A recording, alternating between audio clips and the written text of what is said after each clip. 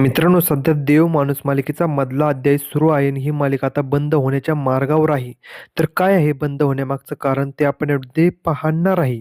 तर शेवटपर्यंत पहा. व्हिडिओवर नवीन असाल तर व्हिडिओ लाईक आणि चॅनल सबस्क्राईब करून बेल नोटिफिकेशन ऑल करायला तर अजिबात विसरू नका, जेणेकरून अशाच मनोरंजन विश्वातील अपडेट तुम्हाला मिळतील.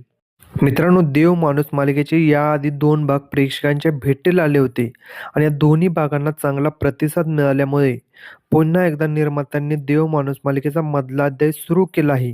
आणि यामध्ये आपल्याला अभिनेता किरण गायकवाड हा प्रमुख भूमिका साकारताना पाहायला भेटत आहेत. सध्या ही मालिका रंजक वळणावर येऊन पोहोचली आहे. पण लवकरच आता देव माणूस मालिका बंद होण्याच्या मार्गावर आहे. तर बंद होण्यामागचं कारण आहे की वाहिनीवरती लवकरच इच्छाधारी नागिन ही नवीन मालिका प्रेक्षकांच्या भेटीला येणार आहे. आणि सध्या देव माणूस मालिकेमध्ये खूप क्रूरपणा दाखवला जात आहे. त्यामुळे प्रेक्षकांकडून देव माणूस मालिका बंद करण्याची मागणी केली जात आहे.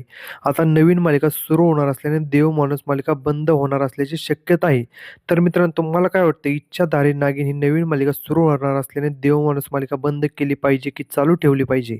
हे कमेंट सेक्शनमध्ये सांगा. अशाच मनोरंजन विश्वातील अपडेट मिळण्यासाठी आपल्या चॅनलला सबस्क्राईब करा. चला भेटूया अशाच व्हिडिओमध्ये. धन्यवाद.